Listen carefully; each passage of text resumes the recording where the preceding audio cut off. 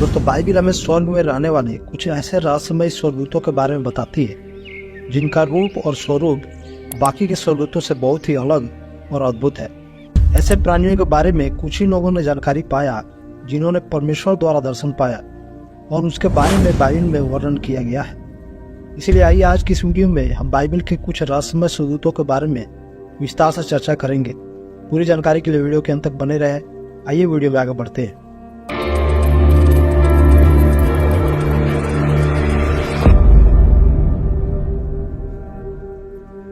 दोस्तों सबसे पहला रहस्यमय प्राणी जिसके बारे में आज हम चर्चा करेंगे जिसका नाम है करूब। पुराने नियम की किताब में जब हम देखते हैं तो हमें इनके बारे में यहेजकेल नबी के दर्शन के द्वारा विस्तार से पता चलता है।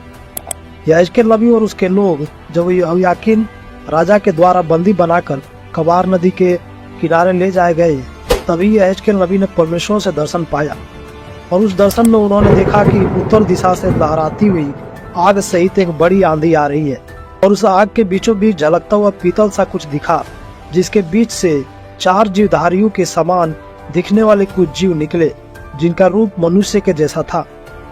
लिखा है यहेजकेल अध्याय 1 उसका 5 और 6 में, फिर उसके बीच से 4 जीवधारियों के समान कुछ निकले और उनका रूप मनुष्य के समान था, परंतु उनमें से हर एक के 4-4 मुख और 4-4 पंख थे।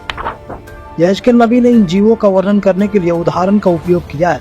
इसकी तुलना अन्य चीजों से किया गया है ताकि अंदाजा लगाया जा सके कि वे कैसे दिखते थे। बाइबल बताती है कि ये जीव मनुष्य जैसे दिखते हैं लेकिन वे किसी भी तरह से मनुष्य नहीं है।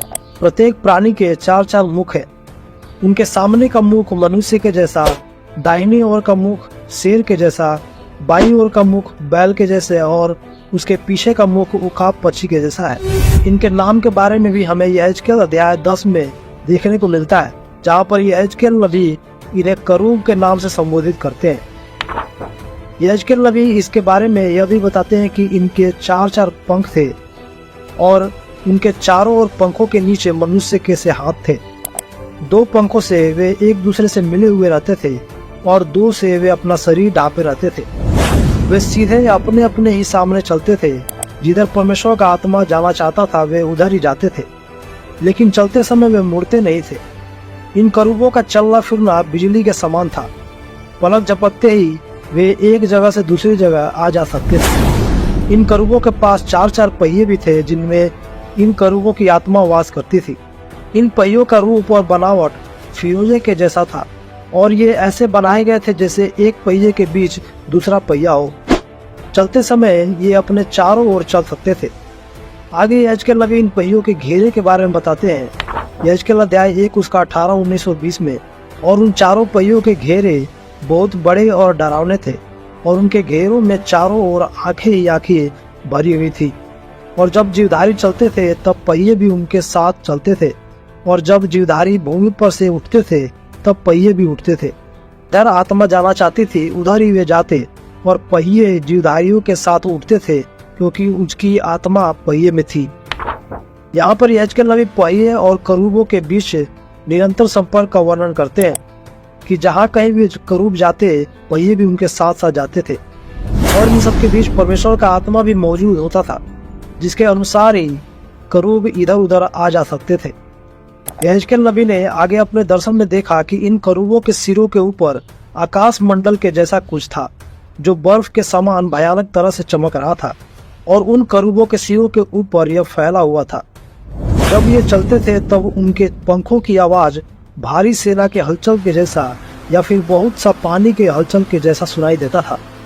उनके सिर के ऊपर जो आकाश मंडल था उसके ऊपर कुछ नीलम का बना हुआ सिंहासन भी था और यहेजकेल बताते हैं कि उस सिंहासन के ऊपर मनुष्य के जैसा कोई दिखाई दे रहा था जिसके कमर से लेकर ऊपर तक झलकता हुआ पीतल सा था और उसके भीतर और चारों ओर और उसके कमर से नीचे की ओर भी आग जैसा दिखाई दे रहा था। जिस प्रकार से बारिश के दिनों में बादल में धनुष दिखाई देता है उसी प्रकार से उसके चारों ओर प्रकाश दिखाई दे रहा था।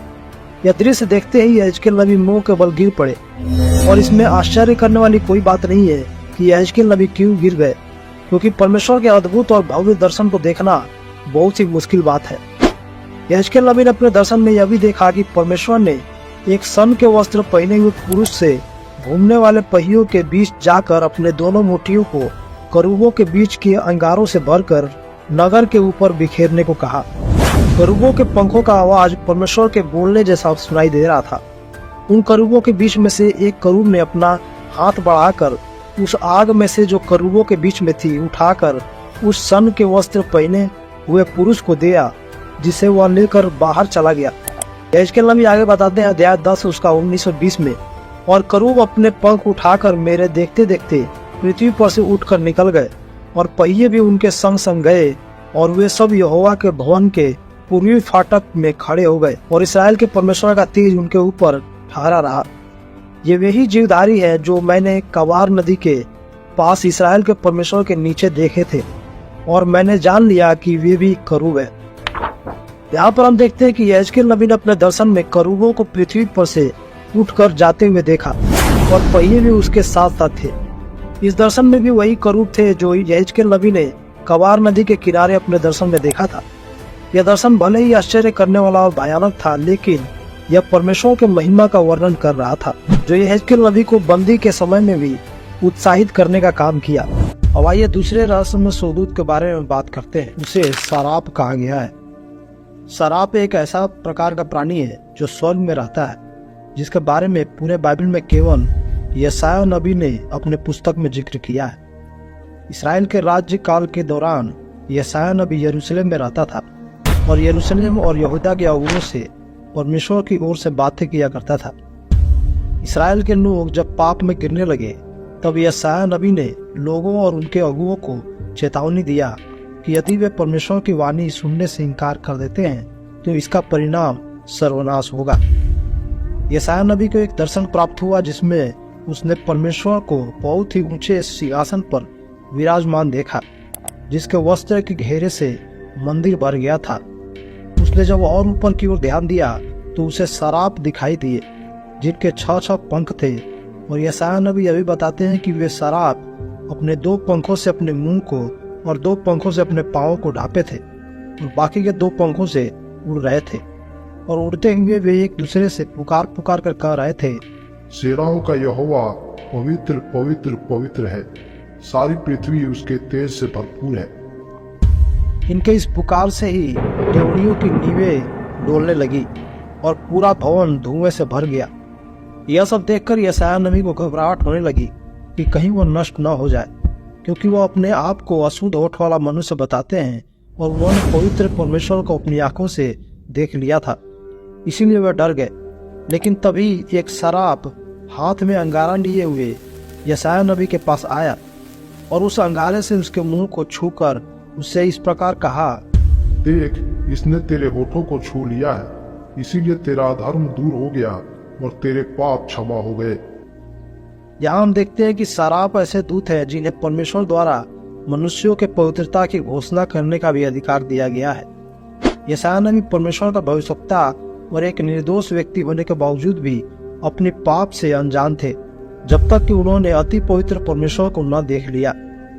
सराप द्वारा जब यशायाह नबी पवित्र ठहराए गए, तब उन्हें परमेश्वर का वचन भी सुनाई दिया। परमेश्वर ने यशायाह नबी से इस प्रकार कहा, मैं किसको भेजूं और हमारी ओर से कौन जाएगा? इस बात को सुनकर यशायाह नबी ने भी जवाब दिया, मैं यहाँ हूँ, मुझे भेज। इसके बाद हम देखते हैं कि परमेश्वर ने यशायाह नबी द्वारा इस्राएल के लोगों तक चेतावनी का संदेश भेजा, और इस प्रकार से सराप यशायाह नबी के दर्शन का एक हिस्सा बना, जिसके बारे में यशायाह नबी ने अपने पुस्तक में वर्णन किया है। आशा करता हूँ आज की वीडियो से आपको कुछ सीखने को मिला होगा। वीडियो को लाइक करें, अपने विचार हमें कमेंट करके जरूर बताएं, और चैनल को सब्सक्राइब करना नहीं भूलें। हम फिर मिलते हैं अगले वीडियो में, तब तक के लिए धन्यवाद। जय मसीह की।